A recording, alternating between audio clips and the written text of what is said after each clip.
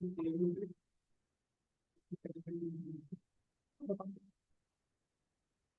हमारा पहला काम है टेबल की हेल्प से एक वेब पेज बनाना। हम पहले टेबल की हेल्प से वेब पेज बनाएंगे, उसके बाद नेस्टेड टेबल देखेंगे। ठीक है।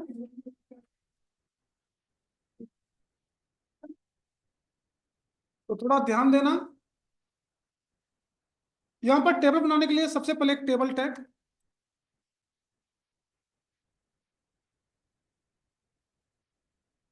और टेबल का एक बॉर्डर। बॉर्डर थी 100 पिक्सल। फाइल को रन कीजिए। यहाँ पर टेबल का एक एरिया आ चुका होगा, मतलब टेबल का बॉर्डर आया होगा। एरिया क्या, ये डॉट जो आ रहा है ये बॉर्डर है।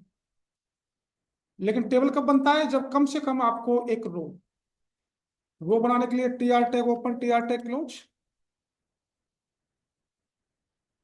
और यहाँ पे नाम दिया मैंने टीडी की हेल्प से, एक कॉलम बनाया और इसका नाम दिया मैंने, दो टीडी बनाओ। एक टीडी का नाम दिया मैंने लोगो और दूसरे टीडी का नाम दिया मैंने टाइटल। एक रो बना होगा और एक रो में दो टीडी कैसे आ रहे होंगे, रन कीजिए इसको। ये कुछ इस टाइप से आ रहे होंगे, लोगो और आपका टाइटल। इसके बाद मुझे सेकंड रो चाहिए। मैंने सेकंड रो बनाया और इस सेकंड रो में मैंने कुछ और टीडी डाले। मैंने यहां पर 4 कॉलम डाले।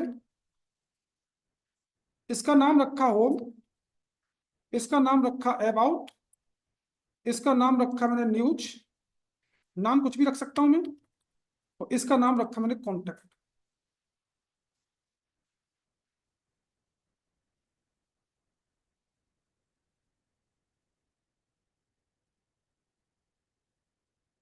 आप देखेंगे इस रो में हमारे 4 कॉलम हैं और फर्स्ट वाले रो में 2 कॉलम हैं। मुझे बाकी के 3 कॉलम मर्ज करने पड़ेंगे, तो मैंने इस वाले टीडी में कॉल स्पैन 3 कर दिया। तो ये वाला कॉलम किसके ऊपर आ रहा होगा, इन तीनों के ऊपर। और लोगो वाला किसके ऊपर आ रहा होगा, होम वाले के। चेक कीजिए,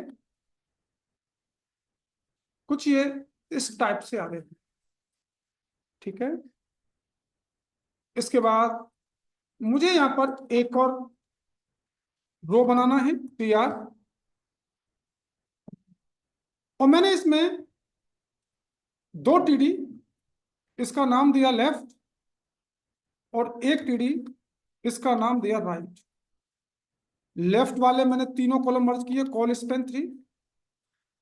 लेफ्ट वाला 3 कॉलम में मर्ज होकर आ रहा होगा कुछ इस टाइप से। सुनो, नहीं बताया। इसके बाद एक रो और tr और यहां पर एक टीडी, इसका नाम दिया मैंने फुटर और इसमें मुझे चारों कॉलम मर्ज करने हैं, कॉल स्पेन 4। तो इस रो के अंदर एक कॉलम है और एक कॉलम के अंदर चारों कॉलम मर्ज होकर आ रहे होंगे, ऐसी बनेगा। अब यहां पर टेबल की हाइट और विड्थ सेट करनी है इसमें, कीजिए। तो मैंने टेबल की हाइट दी 1000 पिक्सल और टेबल की विड्थ करी मैंने 100%। किसका 100% लेगा, ये बॉडी का। तो परसेंट जो डिपेंड होता है बॉडी पर, तो टेबल का पेरेंट कौन है, बॉडी। बॉडी की 100% लेगा। अब इसने क्या किया होगा, जो आपके पास 1000 पिक्सल हाइट है, इसको ईच रो में डिवाइड किया होगा। इक्वल इक्वल रो में इस हाइट को डिवाइड किया होगा। तो यहाँ पर ईच रो की हाइट जो आ रही होगी इक्वल इक्वल आ रही होगी। कुछ इस तरीके से बन के आएगा ये, कोई दिक्कत। अब यहां पर मुझे ईच रो की हाइट डिफरेंट डिफरेंट करनी है। तो मेरे पास जो 1000 पिक्सल हाइट है, इस हाइट को ईच रो में डिवाइड करना होगा। कीजिए। मैंने कहा फर्स्ट रो की height is equal to 150 pixel. Second row की height is equal to 50 pixel. Third row की height is equal to 700 pixel. और लास्ट वाली रो की height is equal to 100 pixel. Total 1000 pixel height divide हो गई। Check करें, इसी के अकॉर्डिंग टेबल की हाइट आ रही होगी। ये 150, ये 50, ये 700 और ये 100 डिवाइड हो गई। अब मुझे इस टेबल में लाइनिंग नहीं चाहिए, तो लाइनिंग हटाने के लिए मैंने कौन सा एट्रीब्यूट्स बताया था? रूल्स वाला। रूल्स इज इक्वल टू, मैंने नन कर दिया, तो इस टेबल के अंदर कोई भी लाइनिंग नहीं आ रही हो, सारी लाइनिंग हट गई। अब मुझे यहां पर ईच रो का बैकग्राउंड कलर देना है अलग कलर। मैंने कहा फर्स्ट वाली रो का BG colour is equal to light blue. Second वाली रो का BG colour is equal to grey. Third वाली जो टीडी है इसका BG colour is equal to orange. इस वाले का BG colour is equal to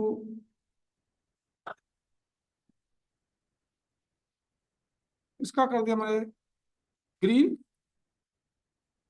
और इस वाले का BG colour is equal to मैंने कर दिया ब्लैक।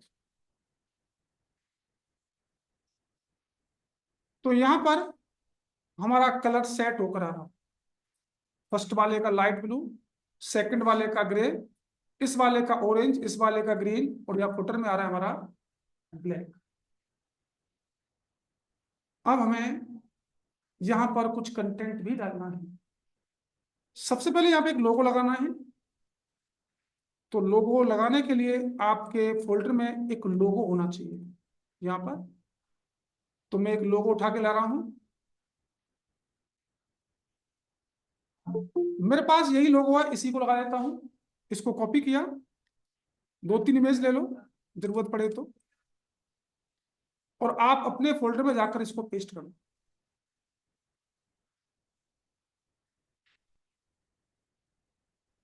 यहाँ पेस्ट कर दिया। इसके बाद यहाँ पर जहां पर आपने लोगो लिखा है, यहाँ पर इमेज लगानी है लोगो की। IMG SRC। इमेज का नाम क्या है? logo.png। अब इसकी हाइट और विड्थ जितनी इस टीडी की, यहाँ पे क्या करो, इन टीडी की विड्थ इक्वल इक्वल डिवाइड कर दो। टोटल विड्थ 100%, 100% डिवाइड बाई 4, 25% का एक कॉलम बन जाएगा। तो मैं डिवाइड कर देता हूं। इसकी विड्थ कितनी आएगी? 25%। इसकी विड्थ कितनी आएगी? 25%। इसकी विड्थ कितनी आएगी? 25%।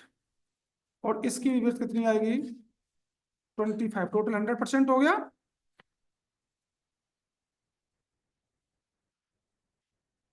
अब यहाँ पे लोगो लगाया हमने। अब इसकी हाइट हाइट कर दी हमने 150 पिक्सल, पूरे पर आनी चाहिए। और इसकी विड्थ कर दी हमने 100%। किसका 100% लेगा? इस टीडी का। लोगो आ गया हमारा। अब हमें एक टाइटल डालना है। टाइटल आना चाहिए सेंटर में। तो टाइटल ये हमारा, इसको डाउन कीजिए, सेंटर टैग लगाइए क्योंकि सेंटर में चाहिए। और ये कैसा चाहिए? H1 हेडिंग में या H2 हेडिंग में। ये लिख दिया वेलकम टू डिक्वेट। ये आपका टाइटल भी सेंटर में आ चुका होगा। ठीक है, हमारा हेडर रेडी हो गया। उसके बाद हमारे जो ये है, इनको लिंक बनाना होगा। सभी को लिंक में बता चुका हूं आपको। तो लिंक बनाने के लिए एंकर टैग ए का यूज करना होता है हमें यहां पर। ए देन href, और इसका नाम क्या है? होम। सेम यहाँ पे भी ए देन href। इसका नाम क्या? हमारा अबाउट। इसका नाम क्या है? A then href। इसका नाम क्या है? न्यूज, और यहाँ पे भी ए देन एच रेफ, इसका नाम क्या है कौन, ये सारे लिंक बन गए होंगे। चेक करें, सारे लिंक बन गए। अब लिंक बनने के बाद इन सबके पेज भी अलग अलग बनाने हैं आपको। बनाइए पेज। तो मैं यहाँ पर पहला पेज बनाता हूं home.html का। नया स्ट्रक्चर, नया कंटेंट, मैं पर डाल दो कुछ। मैंने एक S2 heading the, this is home page, और एक पैराग्राफ दे दिया लोरम के थ्रू 150 वर्ड। बहुत है डाटा, होम बन गया। ऐसे ही आपको एक पेज और बनाना है अबाउट का। about.html, नया स्ट्रक्चर, नया content, H1, this is about page, paragraph Loram 100 word. एक और हेडिंग, यहाँ पर कुछ भी कंटेंट डाल दो। एक S3 लोरम 7 वर्ड, और एक पैराग्राफ और लोरम 35। मैं दो ही पेज बना रहा हूं।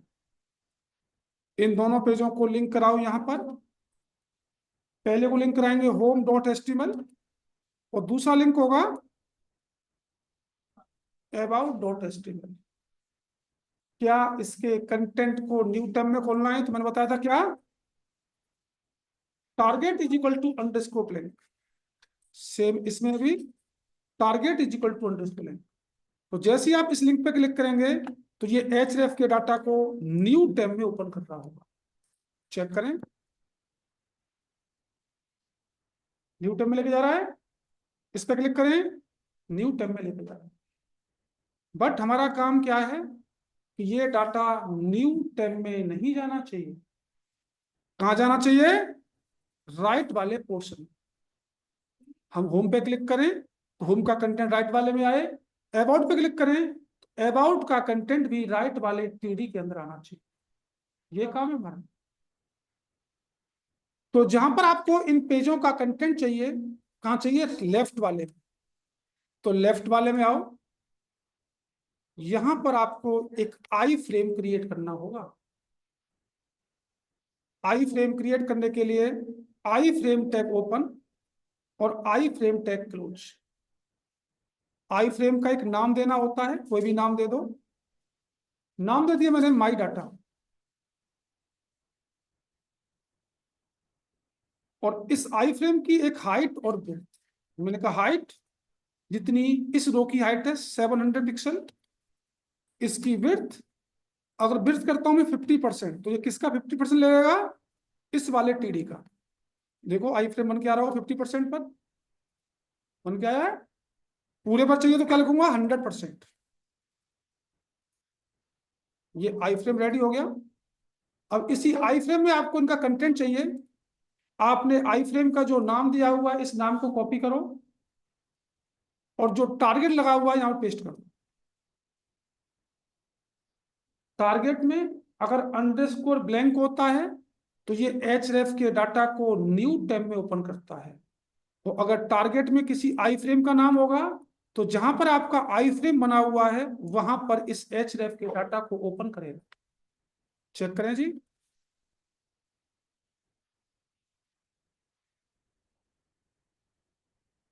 आ रहा है, लेकिन जब रिफ्रेश करने पर कुछ नहीं आया। मैं चाह रहा हूं रिफ्रेश करने पर होम का पेज डिफॉल्ट आए। आई फ्रेम के अंदर जाएंगे, और आई फ्रेम के अंदर आपको एक सोर्स नाम का एट्रीब्यूट्स, और इस सोर्स में जिस पेज का नाम डाल देंगे वो डिफॉल्ट आ रहा होगा। चेक करें, यहाँ पर ये डिफॉल्ट आ रहा है आपका होम का पेज। अबाउट पे क्लिक करेंगे, अबाउट का आएगा। बाय बाय डिफॉल्ट होम का तो नहीं आ रहा है जी। अब जो राइट वाला है, इस राइट वाले में हमें कुछ मार्कअप चलाने हैं। आइए कुछ मार्कअप चला देते हैं, दो चार। तो यहां पर मैंने markup tag open, markup tag close, और इसका बिहेवियर कर दिया अल्टरनेट। और यहाँ पर कुछ कंटेंट लोरम 3 वर्ड का, और इसी को मल्टी टाइम्स कॉपी पेस्ट कर दो।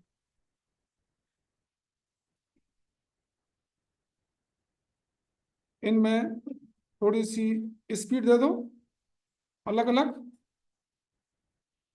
जिससे ये अलग अलग चलते रहे।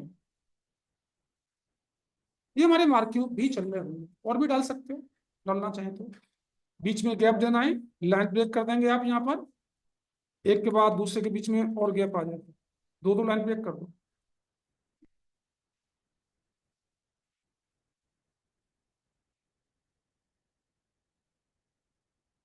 उत्तर का जो कंटेंट है ये दिखाई नहीं दे रहा, तो हमें इसको भी दिखाना है। तो यहाँ पे क्या करेंगे, font tag open, font tag close, colour नाम का एट्रीब्यूट्स, और कलर में कौन सा एट्रीब्यूट देंगे आप, व्हाइट,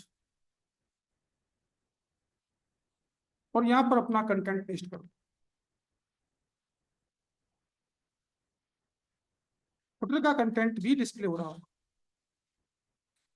ये देखो जी, हमने एक सिंपल सा वेब पेज बना दिया है, किसकी हेल्प से, टेबल की हेल्प से। तो कमेंट कीजिए, और यहाँ पर एक सिंपल सा टेबल और बनाइए, इसका एक बॉर्डर,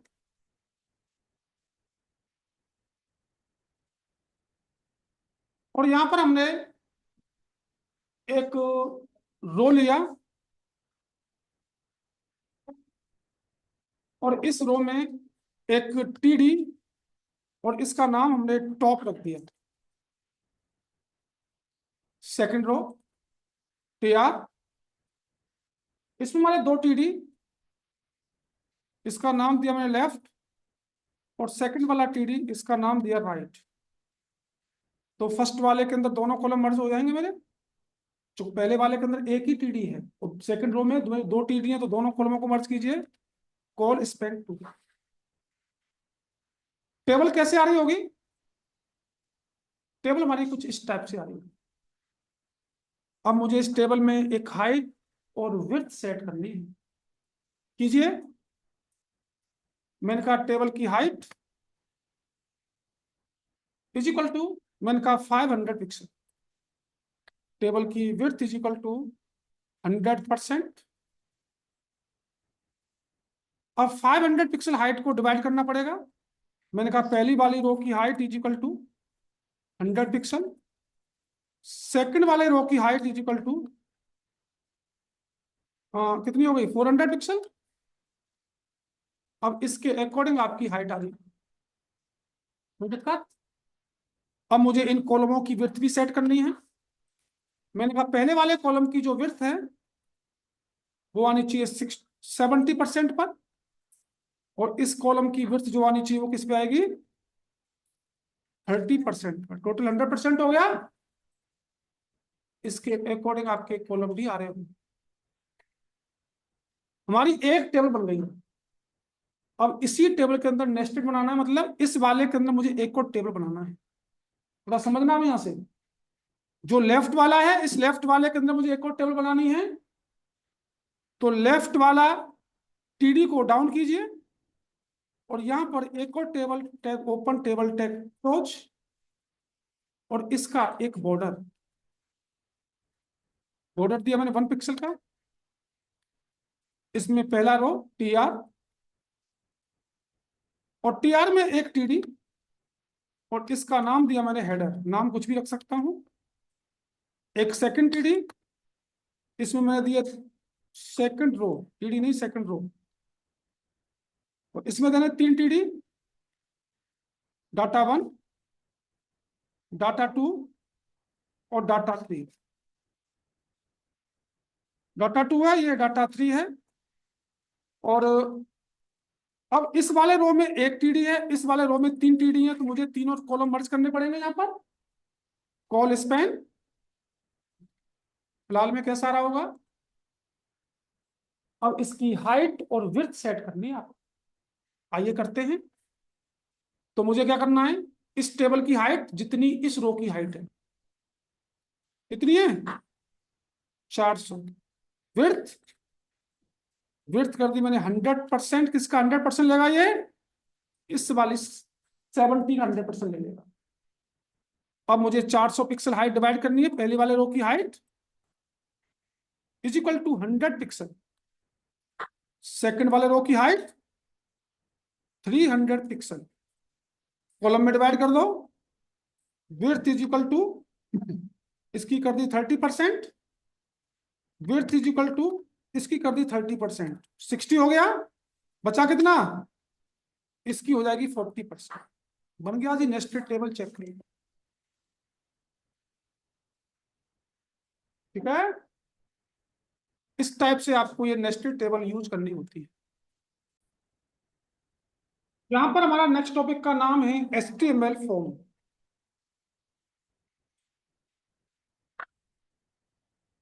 HTML में हमारा जो फॉर्म है, रजिस्ट्रेशन फॉर्म हो सकता है, कॉन्टेक्ट फॉर्म हो सकता है, लॉगिन फॉर्म हो सकता है, इंक्वायरी फॉर्म हो सकता है, कुछ भी, किसी भी टाइप का कोई भी फॉर्म हो सकता है।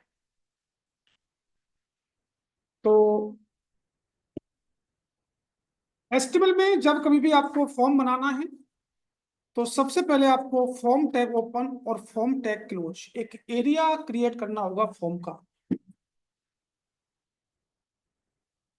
अब जो फॉर्म टैग है, इस फॉर्म टैग के हमारे कौन कौन से अट्रीब्यूट्स होते हैं और किस अट्रीब्यूट्स का क्या रोल है, यहां पर मैं जितने भी एट्रीब्यूट्स बताऊंगा, ये सारे एट्रीब्यूट्स बैकएंड पर्पज से ही, फ्रंट एंड में इनका कोई रोल नहीं है। पहला एट्रीब्यूट्स का नाम है, जब जब आप फॉर्म बनाएंगे, फॉर्म का एक नाम देना मस्ट होता है। फॉर्म को आइडेंटिफाई करने के लिए हमें फॉर्म का एक नाम देना होगा, क्योंकि एक वेबसाइट में मल्टीपल फॉर्म हो सकते हैं। तो अगर आपको किसी फॉर्म में काम करना है, तो बताना पड़ेगा कि ये फील्ड हमारा इस फॉर्म के अंदर है। दूसरा एट्रीब्यूट होता है हमारा एक्शन का। एक्शन का मतलब क्या है, एक्शन का मतलब है, जैसे आप जब किसी, जीमेल को ले लेता हूं मैं,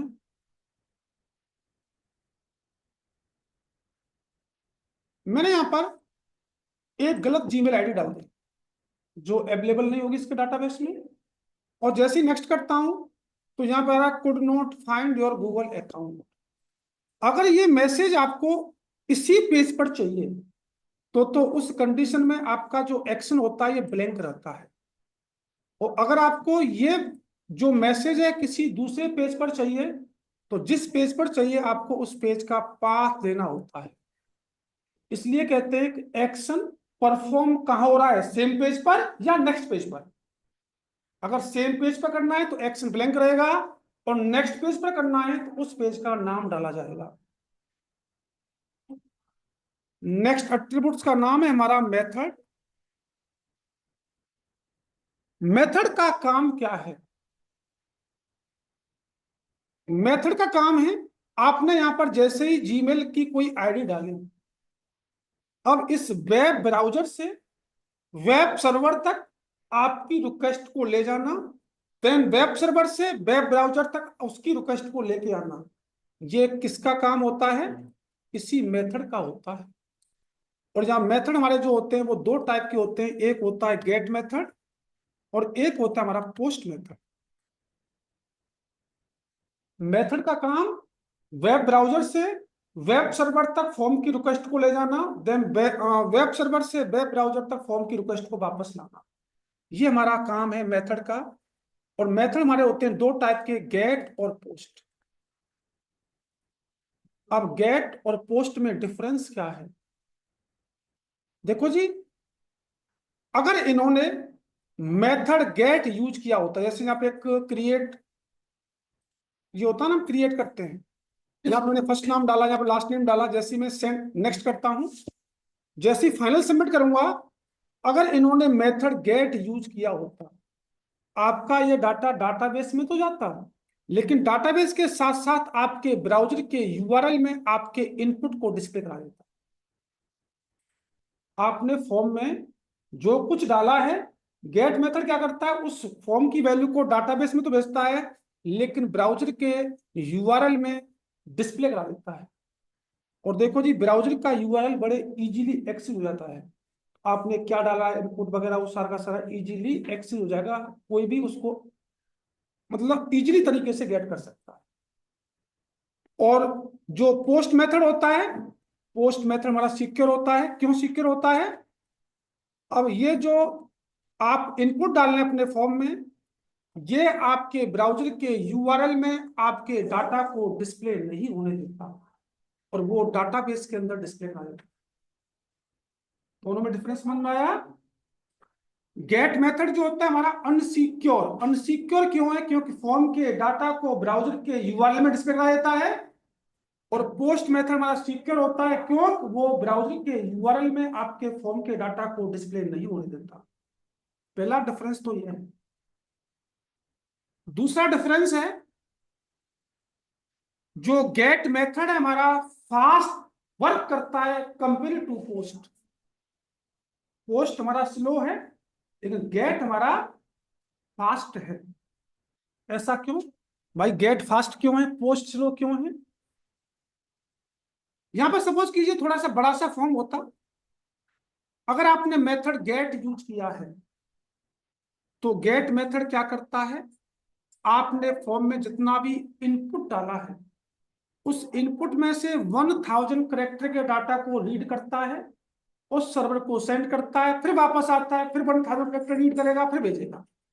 मतलब अगर फॉर्म बड़ा है तो गेट मेथड आपके फॉर्म के डाटा को एक साथ सेंड नहीं कर सकता, इसलिए फास्ट, जल्दी आना जल्दी जाना, जल्दी आना जल्दी जाना, ये काम करता है वो। और पोस्ट का काम क्या है? अगर फॉर्म में 2 MB तक का डाटा है, तो वो सर्वर को एक साथ सेंड कर सकता है। और 2 MB से फॉर्म का ज्यादा डाटा कभी न हुआ न होगा, बहुत बड़ा होता है 2 MB का।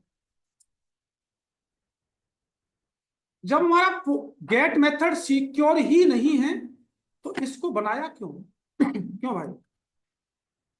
जब गेट मेथड सिक्योर ही नहीं है, जब ये आपके फॉर्म के डाटा को ब्राउजर पर डिस्प्ले करा देता है, तो इसको बनाया क्यों? इसके दो पर्पज हैं। दो पर्पज क्या है? जैसे आप लोग देखते होंगे, जैसे कोई हमारा डाटा आ रहा है एक टेबल फॉर्मेट में,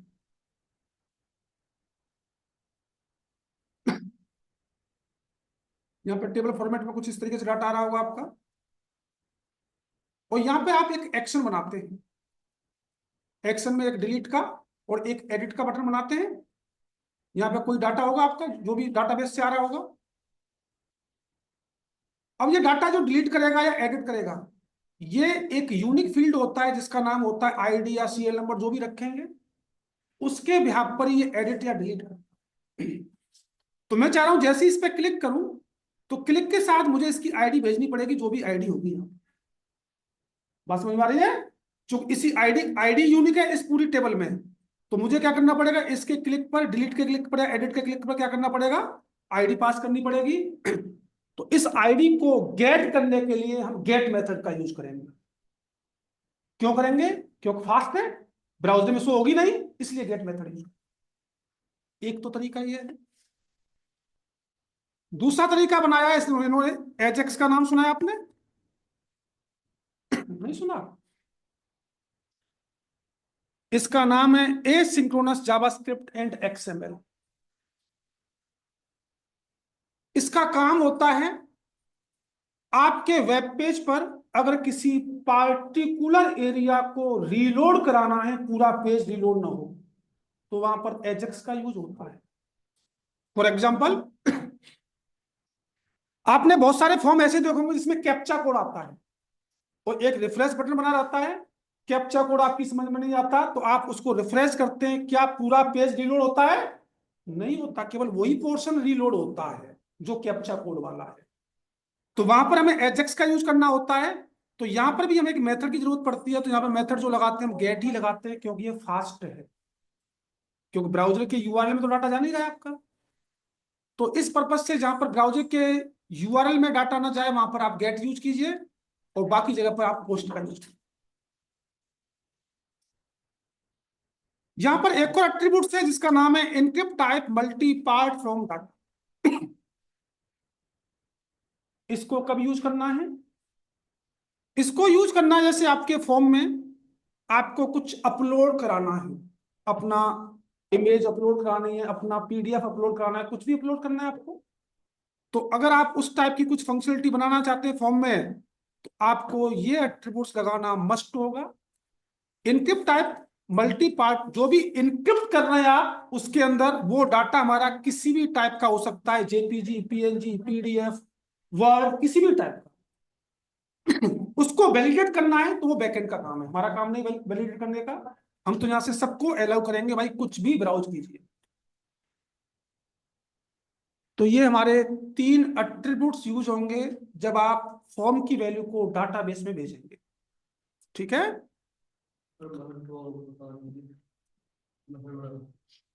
मेथड 2 टाइप के, गेट और पोस्ट। मेथड का काम है फॉर्म की रिक्वेस्ट को सर्वर तक ले जाना, देन सर्वर से रेस्पॉन्स आपके ब्राउजर तक लाना। ये मेथड का काम आप पासवर्ड जो अगर हम गेट यूज करेंगे तो जो हमारा वो यूआरएल में आ जाएगा। पर जो आप बता रहे थे, तो यहाँ पर फॉर्म बनाने के लिए फॉर्म टैग,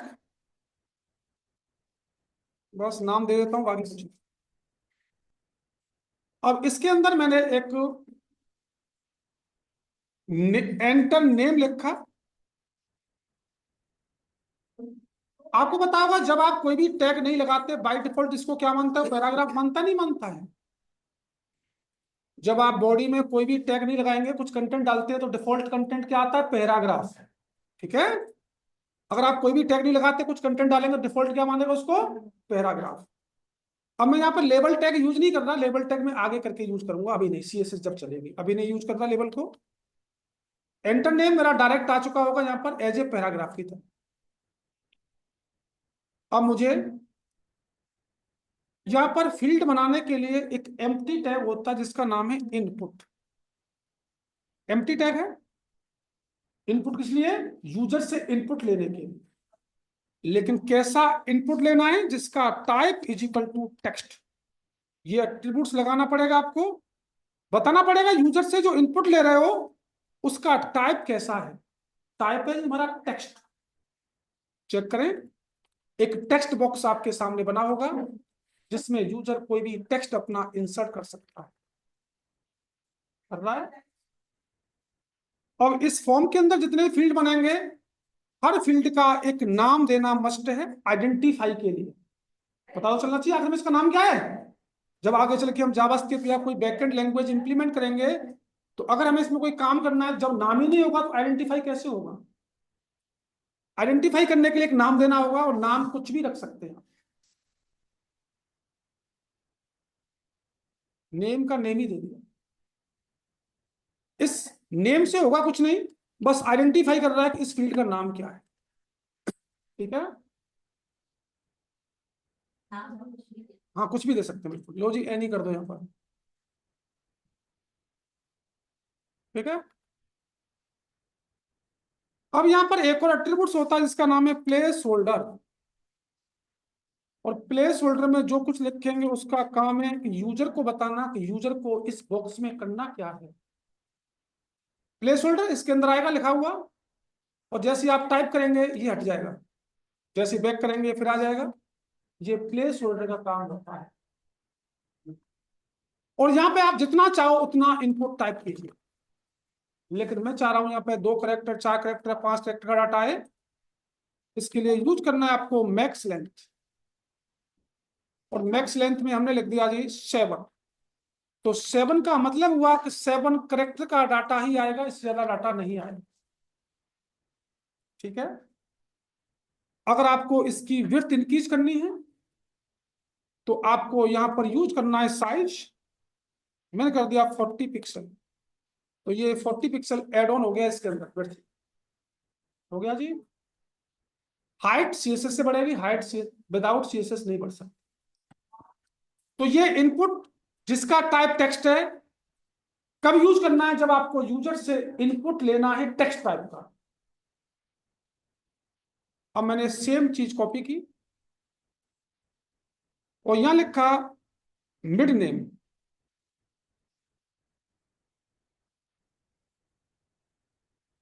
पेस्ट किया, इसका नाम एम नेम कर दिया और प्लेस होल्डर में, ठीक है, ये हटा दो बाकी सब कुछ, एंटर मिड नेम। इसके सामने एक और बॉक्स बना होगा मिड नेम का, लेकिन मैं चाह रहा हूं कि मिड नेम में वैल्यू यूजर टाइप ना कर सके, डिफॉल्ट आनी चाहिए। इसके अंदर तो यूजर टाइप करेगा, अभी इसके अंदर भी यूजर टाइप कर रहा है, लेकिन मैं चाह रहा हूं इसके अंदर यूजर टाइप ना करे। आपको यहां पर एक वैल्यू नाम का एट्रीब्यूट्स, और मैंने कर दिया कुमार। तो ये वैल्यू बाय डिफॉल्ट इस वाले फील्ड के अंदर डिफॉल्ट आ रही होगी, लेकिन यूजर इसको अभी चेंज भी कर सकता है, वो दूसरा भी डाले। लेकिन मैं चाह रहा हूं ये चेंज ना हो, केवल ये हर नेम के साथ यही कुमार जाना चाहिए। आपको एक एट्रीब्यूट्स और ऐड करना है जिसका नाम है डिसेबल्ड। मैंने इस इनपुट को डिसेबल कर दिया, तो अब इसमें यूजर कुछ भी टाइप नहीं कर सकता। अगर आपकी ऐसी रिक्वायरमेंट है कि भाई यूजर से इनपुट लेना है, ऐसे बनाइएगा टेक्स्ट टाइप का, और अगर यूजर को कुछ टेक्स्ट डिस्प्ले कराना है तो कुछ इस तरीके से बनाइए। दोनों तरीके समझ में आए? लिख लें जी, क्या लिखना है, आगे चलेंगे बात। अब हमारा पासवर्ड। अब मुझे क्या करना है, अब जो फील्ड लाना है वो न्यू लाइन से लाना है, तो लाइन ब्रेक करनी पड़ेगी मुझे। यहाँ पे लाइन ब्रेक कर देता हूँ फिलहाल के लिए, और यहाँ लिखा मैंने एंटर पासवर्ड। अब मुझे यूजर से एक और इनपुट लेना है, लेकिन इस इनपुट का टाइप कैसा चाहिए मुझे? पासवर्ड। एक इसका नाम दीजिए। अब इसमें इसका टाइप था टेक्स्ट, इसका टाइप है पासवर्ड। यूजर से इनपुट लेने दोनों। तो देखो जी, टेक्स्ट वाले में टेक्स्ट डिस्प्ले होता है, पासवर्ड वाले में कभी टेक्स्ट डिस्प्ले नहीं, वो बुलेट्स में आता है, तभी ये पासवर्ड। जब हम जावास्क्रिप्ट पढ़ेंगे तो जावास्क्रिप्ट की हेल्प से इस पासवर्ड को डिस्प्ले भी कराएंगे कि हमने क्या पासवर्ड डाला है। फिलहाल में नहीं कर सकते। बाकी जो यहाँ पर एट्रीब्यूट्स दे रखे हैं, place holder, max length, size, आप सारे एट्रीब्यूट्स यहाँ भी यूज कर सकते हैं। Enter password. तो यहाँ पर ये प्लेस होल्डर इस बॉक्स में बताएगा कि यूजर को करना क्या है, और प्लेस होल्डर जैसे यूजर टाइप करता है हमेशा प्लेस होल्डर रिमूव हो जाता है, और जैसे बैक करता है तो प्लेस होल्डर मेरा अगेन आ जाए। तो ये हमारा इनपुट टाइप पासवर्ड होता है। लिखें जी, क्या लिखना है? नेक्स्ट पॉइंट का नाम है हमारा डेट।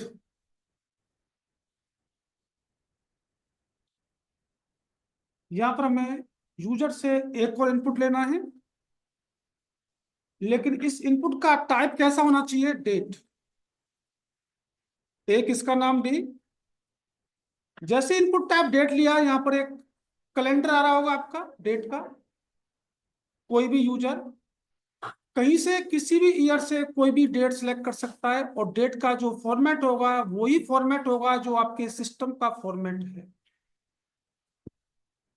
लेकिन हमें अपने कैलेंडर में एक रेंज लगानी है। हमारा कैलेंडर इस रेंज के बीच में लाई करना चाहिए। तो यहां पर आपको एक एट्रीब्यूट्स यूज करना है, मिन। मैंने कहा 2024 में ये 10वें महीने की 15 तारीख से पीछे मेरा कैलेंडर नहीं जाना चाहिए। चेक करते हैं, बैक कीजिए, बटन डिसेबल, और 15 के बाद डेट डिसेबल। अब नहीं जाएगा पीछे। ऐसे ही मैंने कहा मैक्स, मैंने कहा 2024 नहीं 25 कीजिए।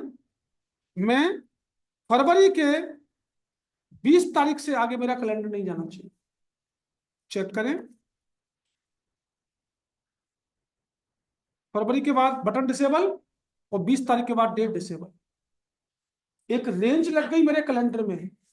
आप देखते होंगे बहुत सारे फॉर्म ऐसे होते हैं, अगर 18 मिनिमम रिक्वायरमेंट मांगी है तो 18 से पीछे वो कैलेंडर जाता ही नहीं है। होता नहीं होता है? ऐसे ही आप यहाँ पे सेट कर देंगे अपने हिसाब से और उसको यूज कर लेंगे। नेक्स्ट पॉइंट का नाम है हमारा फाइल।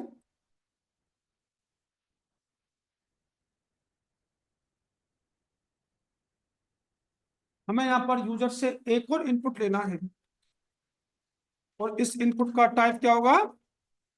फाइल। एक इसका नाम दीजिए। जैसे ही आपने इनपुट टाइप फाइल लिया, यहां से फाइल को ब्राउज करने का ऑप्शन आ गया। चूज फाइल, कहीं से भी किसी भी फाइल को चूज कर सकते हैं आप। मैं डेस्कटॉप पर गया, फोल्डर में गया और यहां से इमेजेस में अब एक बार में केवल एक ही फाइल ब्राउज होगी, green1.jpg। अगर मुझे मल्टीपल फाइलों को यहां से ब्राउज करना है, आपको एक एट्रीब्यूट यूज करना होगा जिसका नाम है मल्टीपल।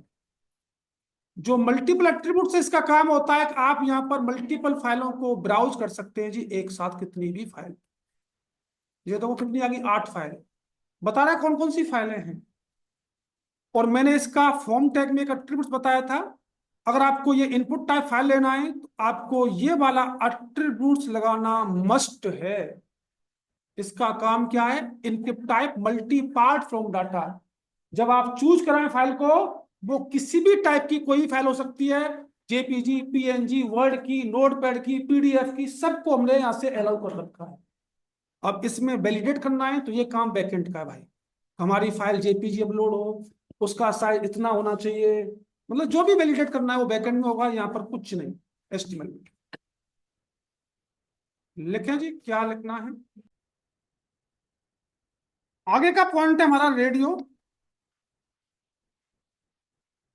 यहाँ पे हमने लिखा जेंडर।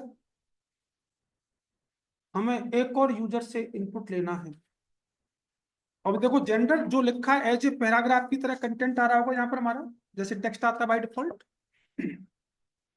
हमने लिया इनपुट टाइप रेडियो। जैसे रेडियो लिया, हमारा एक रेडियो बटन बन के आ रहा होगा यहाँ। इसको रेडियो बटन बोलते हैं हम। अब रेडियो का एक नाम देना होगा, नाम कुछ भी रखिएगा, इस नाम से कुछ नहीं। अब ये रेडियो बटन बनाया किसका है? तो हमने लिख दिया मेल। तो जैसे ये जेंडर आ रहा है वैसे ही मेल आ रहा होगा। आ गया जी। मुझे एक और रेडियो बटन बनाना है। इसका नाम किया मैंने फीमेल। 2 रेडियो बटन बन के आ गए। अब अगर मैं इनको चेक करता हूं तो डाटाबेस में ये तो जाएंगे नहीं, ये तो एज ए टेक्स्ट आ रहा है यहाँ पर। आपको एक एट्रीब्यूट यूज करना होगा यहाँ पर वैल्यू नाम का, और वैल्यू में जो कुछ लिखेंगे वो डाटाबेस में जाकर आपका स्टोर होगा। और इसी वैल्यू से आइडेंटिफाई होगा कि यूजर ने किस रेडियो को चेक किया है। जब इन रेडियो बटन के नाम सेम होते हैं तो इनमें से एक रेडियो चेक होता है, या तो ये चेक होगा या ये चेक होगा। और जब आप सारे रेडियो के नाम डिफरेंट डिफरेंट कर देते हैं तो उस कंडीशन में आपके सारे रेडियो चेक हो जाएंगे। इसलिए हमेशा रेडियो बटन जब भी बनाएंगे उनका नाम सेम रखना मस्ट है। कभी कभी वेबसाइट में आप ये भी देखते होंगे, इन दोनों में से किसी एक पर चेक पहले से लगा हुआ आता है। तो मैं भी चाह रहा हूं आना चाहिए। तो यहां पर आपको एक एट्रीब्यूट यूज करना है checked. Female by default checked होकर आ रहा होगा, यहां से वो चेंज कर सकता है। तो जब आपको रेडियो बटन बनाना है उनका नाम हमेशा सेम ही रखना है। नेक्स्ट पॉइंट का नाम है हमारा चेक बॉक्स।